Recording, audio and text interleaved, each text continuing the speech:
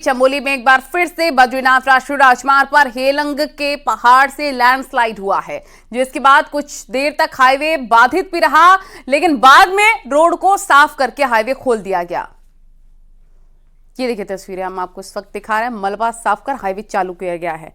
कैसे करके बोल्डर गिर रहे हैं वो देखकर आप अंदाजा लगा सकते हैं कितना अनसेफ है, ये कितना रिस्की हो सकता है। हेलंग के पास पहाड़ से लगातार मलबा गिर रहा है।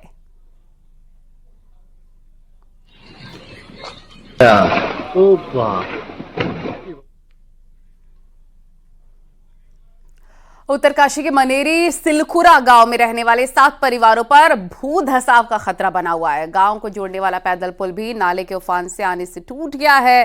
भू धसाव के चलते मनेरी सिलखुरा में प्रभावित हुए परिवारों को सुरक्षित स्थानों पर विस्थापित कर दिया गया है। गंगोत्री विधायक सुरेश चौहान ने मौके पर पहुंचकर हालात का जायजा लिया।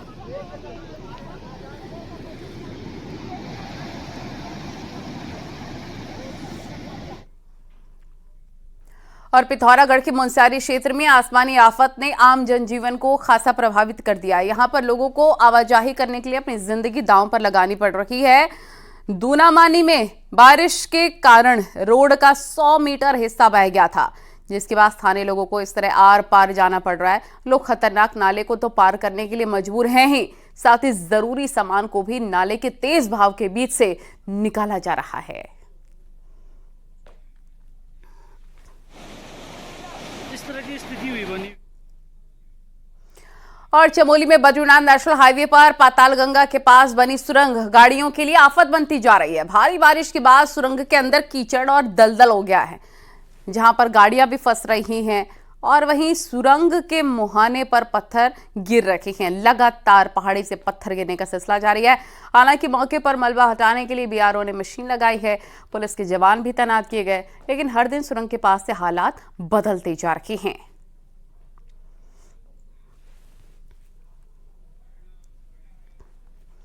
बद्रीनाथ नेशनल हाईवे पर गुलाब कोटी बाजार से आवाजाही खतरनाक बनी हुई है। पंगनो गांव से मलबा और बरसाती नाले के उफान पर आने से पूरा बरसाती नाला सड़क पर बह रहा है और वहीं पर पहाड़ों से आ रहा मलबा भी सड़क पर जमा हुआ है, जिसकी वजह से गाड़ियों की आवाजाही खतरनाक तरीके से बनी हुई है। लगातार हो रही बारिश से पहाड़ों में जनजीवन भी अस्त व्यस्त हो गया है।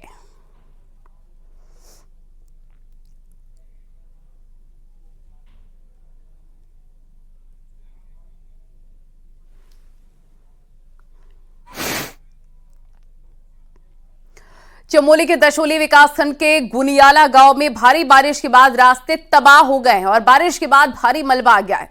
स्कूली बच्चे जान जोखिम में डालकर सफर कर रहे हैं। स्कूली बच्चे टूटी पहाड़ियों से स्कूल की तरफ जा रहे हैं और साथ ही साथ बरसात के दौरान हर साल गुनियाला गांव की स्थिति इसी तरीके से खतरनाक बनी रहती है। भारत चीन सीमा से जुड़े हुए मलारी गांव में लगातार लोगों की परेशानियां बढ़ रही हैं। कई जगह भूस्खलन हुआ है, सिंचाई की नहर भी टूट गई है। गांव की महिलाओं ने नहर को ठीक करने की कोशिश की। लोगों का कहना है कि नहर कई सालों से खस्ता हाल है, लेकिन कई बार शिकायत के बाद भी सिंचाई विभाग ने नहर ठीक नहीं कराई।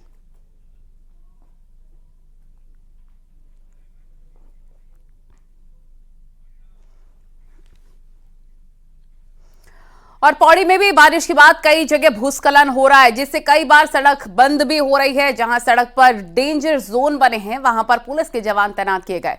पौड़ी एसएसपी ने यात्रियों से अपील की कि मौसम की जानकारी लेकर ही यात्रा करें, इसके साथ रूट की जानकारी भी लें ताकि कोई दिक्कत ना हो।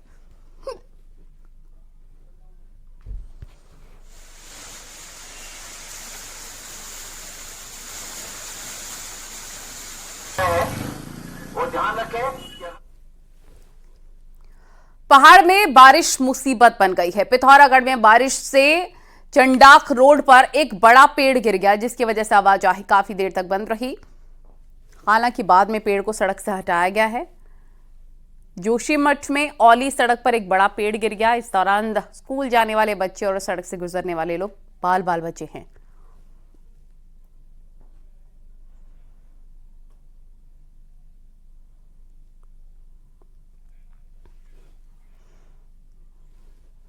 हरिद्वार के बहादुराबाद इलाके में कांवड़ यात्रियों ने हुड़दंग किया है। ट्रक से हल्की टक्कर लगने पर ट्रक ड्राइवर को पीट दिया है और ट्रक में तोड़फोड़ भी की है। हुड़दंग का वीडियो सोशल मीडिया पर वायरल हो रहा है, जिसमें साफ देखा जा रहा है कि कांवड़िए कैसे ट्रक में तोड़फोड़ कर रहे हैं। और बताया ये भी जा रहा है कि बहादुराबाद टोल प्लाजा के पास जाम लगने की वजह से हरिद्वार की ओर से जा रहा एक ट्रक कांवड़ से टकरा गया। इसके बाद गुस्साए कांवड़ियों ने ट्रक में तोड़फोड़ करते हुए मारपीट की घटना बहेड़ी राजपूताना क्षेत्र की है।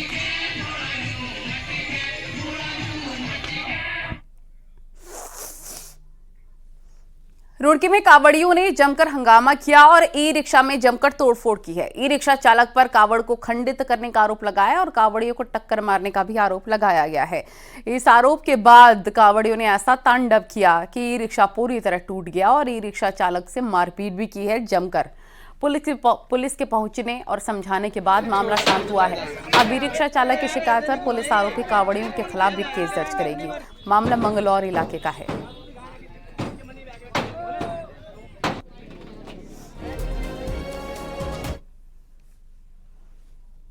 हरिद्वार में हर की पैड़ी के पास कांगड़ा घाट पर नहाते वक्त 6 कांवड़िए डूबने लगे। इसके बाद एसडीआरएफ और पुलिस के जवानों ने रेस्क्यू किया। कांगड़ा घाट पर 5 और बैरागी कैंप के पास 1 कांवड़िया बहने लग गया था, तभी कांवड़ियों को बचा लिया गया।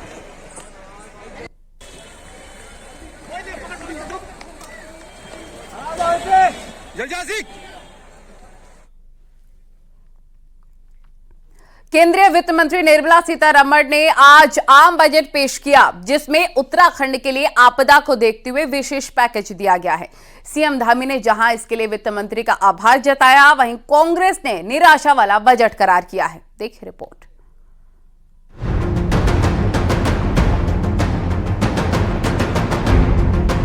I present the budget for 24-25. वित्त मंत्री निर्मला सीतारमण ने वित्तीय वर्ष 2024-25 के लिए आम बजट पेश किया है। टैक्स रेजिम में बड़ा बदलाव किया गया है। वहीं बजट में उत्तराखंड का भी ध्यान रखा गया है। उत्तराखंड में बारिश से कई जगह आपदा जैसे हालात हो जाते हैं, लिहाजा इस बजट में बाढ़ आपदा के लिए पैकेज दिया गया है। बजट पेश करने के दौरान उत्तराखंड का जिक्र हुआ। वित्त मंत्री निर्मला सीतारमण ने बजट को पेश करते हुए कहा कि उत्तराखंड में बादल फटने और भूस्खलन से हुए नुकसान को लेकर सरकार मदद करेगी। Uttarakhand too suffered losses due to cloudbursts and massive landslides. We will provide assistance to the state. Recently, Sikkim witnessed devastating flash floods and landslides that wreaked havoc across the state. Our government will provide assistance to the state. मुख्यमंत्री पुष्कर सिंह धामी ने केंद्रीय budget को ऐतिहासिक, दूरदर्शी और समावेशी budget बताते हुए वित्त मंत्री और प्रधानमंत्री का आभार जताया। सीएम धामी ने कहा कि बजट अगले 5 साल के विकास का रोड मैप है, जो विकसित भारत के संकल्प को पूरा करने में सहायक सिद्ध होगा। मुख्यमंत्री ने कहा कि इस बजट में पीएमजीएसवाई को चौथे चरण में जो विस्तार दिया गया है, उससे उत्तराखंड को विशेष लाभ होगा।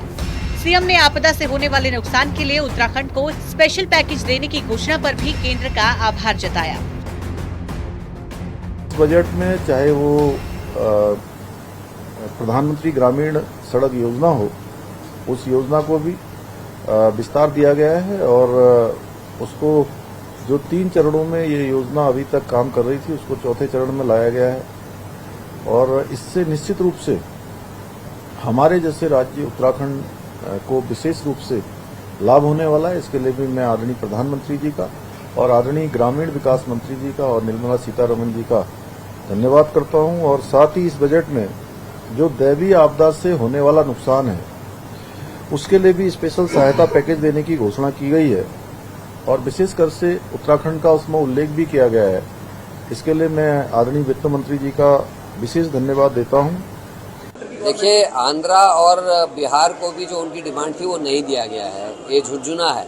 और उत्तराखंड को केवल आपदा में दिया गया है। हमारी बहुत सारी चीज़ें हैं जिसके लिए हम लोग रुके, हमारा जिससे रोजगार बढ़े, हमारा पलायन रुके, हमारे जो पहाड़ कच्चे हो गए उनको कैसे मजबूत कर सके। हमको लगता था ओल्ड पेंशन स्कीम पे कोई बात होगी, उसको खारिज किया गया है सिरे से। तो ये निराशा वाला बजट में देखता हूँ। आम बजट को कांग्रेस ने निराशा का बजट बताया है। कांग्रेस प्रदेश अध्यक्ष करण माहरा ने कहा कि बिहार और आंध्र प्रदेश को भी झुनझुना थमाया गया है और उत्तराखंड को आपदा के अलावा कुछ नहीं मिला। तो सीएम धामी ने कहा कि जिनके मन में निराशा होगी उनको हर जगह निराशा ही दिखाई देती है। जिनके मन में निराशा होगी उनको हर जगह निराशा दिखाई देगी। भारत आज दुनिया का सिरमौर भारत बन रहा है। भारत आज दुनिया को दिशा देने वाला भारत बन रहा है। पूरी दुनिया भारत का मान सम्मान कर रही है और कांग्रेस को निराशा इसलिए दिखाई देती है कि कांग्रेस निराशा में है। 543 में से 99 सीट जीतकर वो अपने आप को जो है पूरे विश्व विजयी जैसा घोषित कर रहे हैं, तो उनके लिए निराशा ही है। फिलहाल ऐसा पहली बार हुआ है जब वित्त मंत्री ने आम बजट पेश करते हुए उत्तराखंड का जिक्र किया है और बादल फटने और लैंडस्लाइड से हुए नुकसान पर केंद्र मदद करेगा, जिससे राज्य को हर साल होने वाली आपदा में राहत मिल सकेगी। न्यूज़ 18 के लिए देहरादून से सुनील नवप्रभात की रिपोर्ट।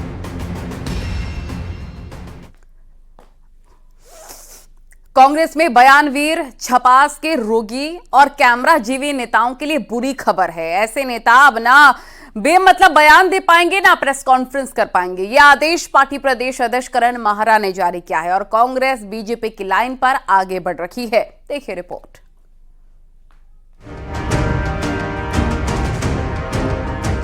बयानवीर, छपास के रोगी, कैमरा जीवी। उत्तराखंड कांग्रेस में ऐसे नेताओं के मुंह पर अब ताला लगेगा जो बयानवीर हैं, छपास के रोगी हैं और कैमरा देखते ही जो एक्टिव हो जाते हैं। ऐसा करने वाले नेता और प्रवक्ता अब कुछ नहीं बोल पाएंगे। कांग्रेस पार्टी को लगता है कि इन बयानवीरों, छपास के रोगियों और कैमरा जीवियों से पार्टी का काम खराब होता है। इसीलिए मंगलवार को पार्टी अध्यक्ष करण माहरा ने एक विशेष आदेश निकाला है। इस आदेश में साफ साफ लिखा है कि कोई भी प्रेस कॉन्फ्रेंस और बयान देने से पहले अध्यक्ष को जरूर बताया जाए। बिना इजाजत कोई कुछ नहीं कहेगा। लेटर में साफ लिखा है कि आप सबसे अपेक्षा की जाती है कि भविष्य में पत्रकार वार्ता और संवेदनशील मुद्दों पर बाइट देने से पहले प्रदेश अध्यक्ष कमेटी की अनुमति प्राप्त करें। अब तक ये तरीका और अनुशासन बीजेपी में दिखता था और अब कांग्रेस भी बीजेपी को कॉपी कर रही है। 1-2 महीने से कोई प्रेस कॉन्फ्रेंस हो रही है। एज ए पीसीसी प्रेसिडेंट मुझे किसी के बारे में इन्फॉर्मेशन नहीं आ रही है, तो आज मैंने एक नोटिस सर्व किया है कि कोई भी पीसी करें अगर पीसीसी में तो प्रदेश कार्यालय को उसकी जानकारी, प्रॉपर जानकारी होनी चाहिए। और मेरी जानकारी में विषय और कब वो प्रेस हो रही होनी चाहिए। मुख्यालय में मैं होता हूं और मुझे प्रेस की जानकारी नहीं होती, ये आश्चर्यजनक है। और मैंने आज एक पत्र लिखा है कि मीडिया विभाग कोई भी अगर प्रेस करता है तो सब्जेक्ट के साथ मेरे को सूचित करें और मेरी जानकारी में। कांग्रेस में बड़े नेता हो या प्रवक्ता, आपसी खींचतान में एक दूसरे के खिलाफ बयान देने में देर नहीं करते। ज्यादा दिन नहीं बीते जब त्रिवेंद्र रावत की आम पार्टी को लेकर हरीश रावत, रणजीत रावत और हरक सिंह रावत भिड़ गए। इसी तरह केदारनाथ सोना चोरी पर प्रवक्ता बातें करते रहे, कोई बीजेपी को टारगेट करता रहा, किसी ने सरकार को घेरा तो कोई शंकराचार्य में ही उलझा रहा। इसी तरह कांवड़ यात्रा में पहचान बताने वाले फैसले पर भी नेता, प्रवक्ता अलग अलग लाइन पर बात कर रहे थे, क्योंकि मामला हिंदू मुस्लिम से जुड़ा था। क्रेडिट की होड़ में कई बार नेता और प्रवक्ता ऐसे मुद्दों पर बयान देते हैं कि पार्टी के लिए बचाव करना मुश्किल हो जाता है। अक्सर अलग अलग मुद्दों को लेकर मीडिया से बात करने वाले कांग्रेस नेता सूर्यकांत धस्माना ने इसे सही कदम बताया है। प्रदेश अध्यक्ष ऐसा प्रयास कर रहे हैं तो निश्चित तौर पे उनको प्रयास करना चाहिए और पार्टी के अंदर एक अनुशासन होना चाहिए। प्रेस कॉन्फ्रेंस में जो लोग पार्टी के प्लेटफॉर्म से बात करते हैं वो पार्टी की बात मानी जाती है और जो मैसेज जनता में जाता है वो पार्टी का जाता है। और अगर पार्टी से इधर हट करके आप कोई बात पार्टी के प्लेटफॉर्म से करेंगे तो मैं समझता हूँ जिम्मेदारी तो अध्यक्ष की होती है। उपचुनाव में जीत के बाद कांग्रेस प्रदेश अध्यक्ष करण माहरा का कॉन्फिडेंस बढ़ा हुआ है और पार्टी का हाल सुधारने के लिए फैसले ले रहे हैं। और ये ताजा आदेश बयानवीरों, छपास के रोगियों और कैमरा जीवियों के लिए जोर के झटके से कम नहीं। दीपांकर भट्ट, न्यूज़ 18 देहरादून।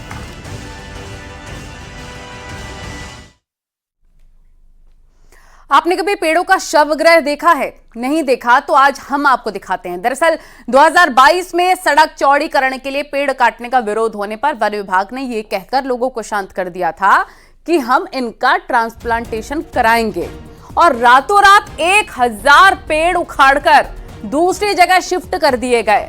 और 2 साल बाद का हाल ये है कि एक एक करके पेड़ सूखते ही चले गए और ये अब पेड़ों का शवगृह बन गए हैं। बीते कुछ सालों में विकास परियोजनाओं के लिए जिस तेजी के साथ पेड़ों का कटान हुआ, उसी के अनुरूप लोगों का विरोध भी बढ़ता चला गया। वन विभाग ने इसका एक तोड़ निकाला कि जहां भी विकास परियोजनाओं के लिए जो महत्वपूर्ण पेड़ काटे जाएंगे, उनका ट्रांसप्लांटेशन किया जाएगा। 2022 में पेड़ों का ट्रांसप्लांटेशन करेगा। करीब 1000 पेड़ों के ट्रांसप्लांटेशन का दावा किया गया। वन विभाग ने देहरादून के अलग अलग स्पॉट में इन पेड़ों का ट्रांसप्लांटेशन किया। आप देख सकते हैं इस पूरे एरिया को, ये सहस्त्रधारा रोड से काटे गए वही पेड़ हैं 2022 के, जिनको यहाँ पर रायपुर एरिया में ट्रांसलोकेट इनको यहाँ पर किया गया। उसके बाद इनका यहाँ पर प्लांटेशन किया गया। लेकिन आप हालात देखिए कि सब के सब पेड़ आपको दूर दूर तक सूखे हुए नजर आएंगे, जिनको भी यहाँ पर रोपा गया था। दरअसल जब भी किसी पेड़ को ट्रांसप्लांट किया जाता है, उसको ट्रांसलोकेट किया जाता है, उसका प्रॉपर एक मेथड होता है। एक पेड़ को ट्रांसलोकेट करने में आपको 2 से 3 महीने का समय लगता है, लेकिन ये सारे के सारे पेड़ एक ही रात में शिफ्ट कर दिए गए। एक्सपर्ट कहते हैं कि ऐसा नहीं कि हर प्रजाति सरवाइव कर जाए, हर प्रजाति के पेड़ों का ट्रांसप्लांटेशन कर दिया जाए। कुछ सीमित प्रजातियों को ही आप ट्रांसप्लांट कर सकते हैं, उनको रिवाइव कर सकते हैं। देखिए इस पेड़ पर दीमक लगना शुरू हो चुका है। ये पेड़ एक तरह से डेड हो गया है, क्योंकि इस पेड़ को लाते वक्त न तो इसका वैज्ञानिक तरीके से इसका ट्रीटमेंट किया गया, और जब इस जमीन पर इन पेड़ों को रोपा गया तो इस मिट्टी का भी कोई ट्रीटमेंट नहीं किया गया। लिहाजा जितने भी करीब 1000 पेड़ों का दावा वन विभाग करता है कि यहाँ पर इनका ट्रांसप्लांटेशन किया गया, लेकिन इनमें से आपको 10 पेड़ भी हरे भरे नजर नहीं आएंगे। कैमरा पर्सन संदीप के साथ सुनील नौप्रभात, न्यूज़ 18 देहरादून। तो यहां पर पेड़ों का हाल तो आपने देख लिया। अब उधर हल्द्वानी में भी कई पेड़ों की शिफ्टिंग की तैयारी हो रही है। अब इन पेड़ों को कैसे शिफ्ट किया जाएगा, उनका क्या हाल होगा, इस रिपोर्ट में देखिए।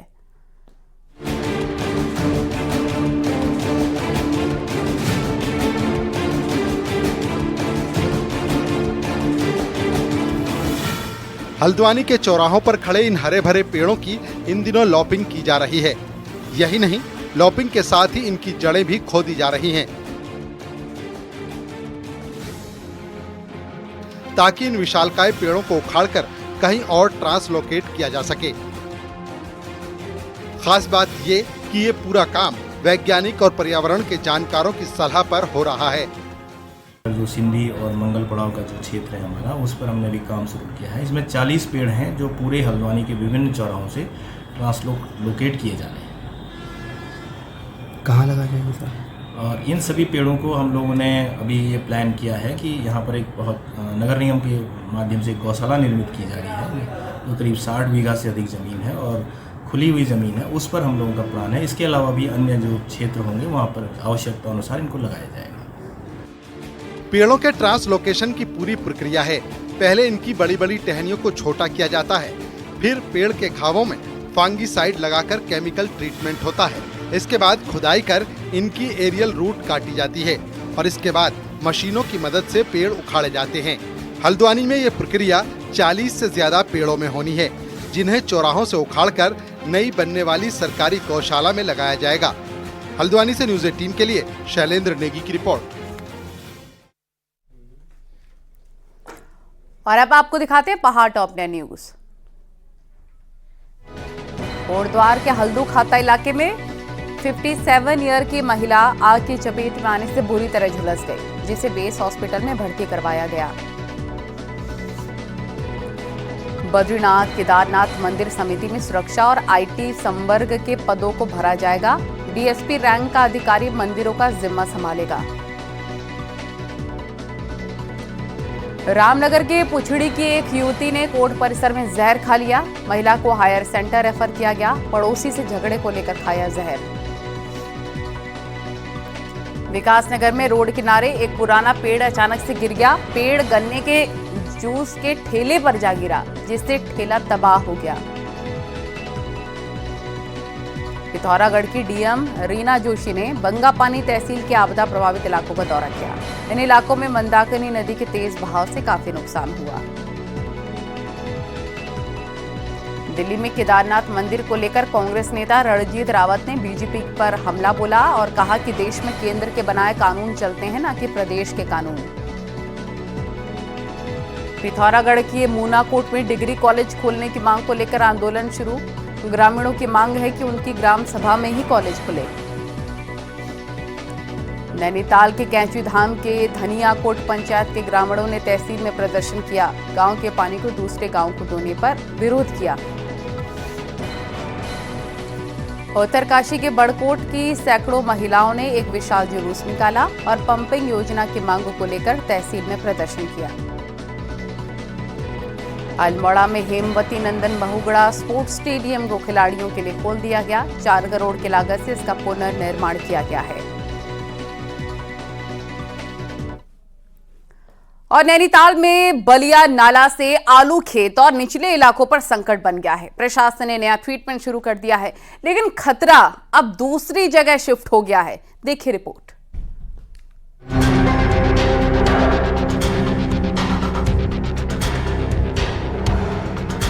नैनीताल का आधार बलिया नाला अब दूसरी पहाड़ी के लिए भी संकट बन गया है। आलू खेत की पहाड़ी पर इसी नाले से संकट के बादल मंडरा रहे हैं, तो गांव के आसपास भूधसाओं और पहाड़ी गिरने का खतरा बन गया है। हालात ये हैं कि इस बारिश में चाइना बॉर्डर को जोड़ने वाला वीर भट्टी पुल के नीचे कटाव से खतरा बन रहा है, तो आसपास के घरों पर भी संकट है। स्थानीय लोगों ने सिंचाई विभाग की कार्य प्रणाली पर सवाल उठाए हैं। मतलब काम के नाम पर तो खाली कागजों का काम है। आप देख ही रहे हैं, यहाँ पर देखिए क्या क्या स्थिति हो गई है। पूरे नाले को नहर में तब्दील कर दिया गया है। बलिया नाला अभी शुरुआत बरसात के हैं और डांट खुले नहीं है। और आप देख रहे हैं ये बड़े बड़े बोल्डर देखिए आप कैसे बहे हुए हैं। देखिए ये नज़ारा आप देखिए। और ये पूरा नया भूसंग्रह हो रहा है। देखिए और बहुत ही खतरनाक हो गया है। और सिंचाई विभाग की पूर्ण गलती और प्रशासन की जो काम नहीं देखा है, और जो पहले काम हुए थे वो सब साफ है। 56 करोड़ के काम हुए थे, 8-10 लाख का काम नहीं है साहब। ये सिंचाई विभाग की पूर्ण गलती है। दरअसल पिछले कुछ सालों में बलिया नाले से कटाव तेजी से हो रहा था, तो 2017 में सिंचाई विभाग ने भू कटाव रोकथाम के काम किए, लेकिन वो भी पानी के साथ बह गए। हालांकि अब सरकार ने 177 करोड़ में ट्रीटमेंट का काम फिर से शुरू किया, तो उसके बाद नए भूस्खलन क्षेत्र इस इलाके में तैयार हो गए हैं। अब जिला प्रशासन दूसरे चरण में काम कराने की बात कह रहा है। बलिया नाला वाला जो एरिया है उसमें काफी संवेदनशील क्षेत्र है। वहाँ एक एरिया का प्रोटेक्शन अभी टेकअप किया गया है। काफी बड़ा प्रोजेक्ट वहाँ चल रहा है। उसके बाद जो एरियाज छूटे हुए हैं जिनमें संवेदनशीलता लगातार बनी है, उनको भी टेकअप किए जाने का प्लान है। बहरहाल ट्रीटमेंट के कामों पर पहले से ही सवाल उठते रहे हैं, मगर अब नए इलाकों में बने डेंजर जोन से लोग चिंतित हैं। वीरेंद्र बिष्ट, न्यूज़ 18, नैनीताल। नैनीताल का जो पूरा इलाका है वो इस नाले की वजह से पूरे खतरे की जद में है। जो हरिनगर वाला इलाका है या तलीताल वाला इलाका है, वैसा ही संकट अब जो जोलीकोट है या फिर वीर भट्टी है वहां पर भी बना है। हालांकि ट्रीटमेंट के काम जरूर हो रहे हैं, लेकिन अधिकारियों को ये काम देखने भी होंगे, ताकि जो 2017 के काम हैं वो पूर्ण तरीके से बह गए हैं, ऐसी स्थिति दोबारा ना बने। वीरेंद्र बिष्ट, न्यूज़ 18, नैनीताल। चारधाम समेत तमाम यात्राओं में व्यवस्था बनाने के लिए सरकार कमेटी बनाने जा रही है, जिसको लेकर चारधाम में अटकलें लगाई जाने लग गई हैं कि कहीं देवस्थानम बोर्ड जैसा फैसला फिर से लागू ना हो जाए। इसी मुद्दे पर चारधाम तीर्थ पुरोहित महापंचायत के सदस्यों ने मंगलवार को मुख्यमंत्री पुष्कर सिंह धामी से मुलाकात की। मुलाकात के बाद महापंचायत के सचिव ब्रिजेश सती ने कहा कि मुख्यमंत्री ने उन्हें भरोसा दिलाया है कि देवस्थानम बोर्ड जैसी व्यवस्था फिर से लागू नहीं होगी। देवस्थानम में एक अलग वो व्यवस्था रही है, जिस बिना वो हम लोगों की बिना सहमति के ही एकदम से जो है पहला कैबिनेट से पास हुआ और उसके बाद जो है एक्ट बनाया गया।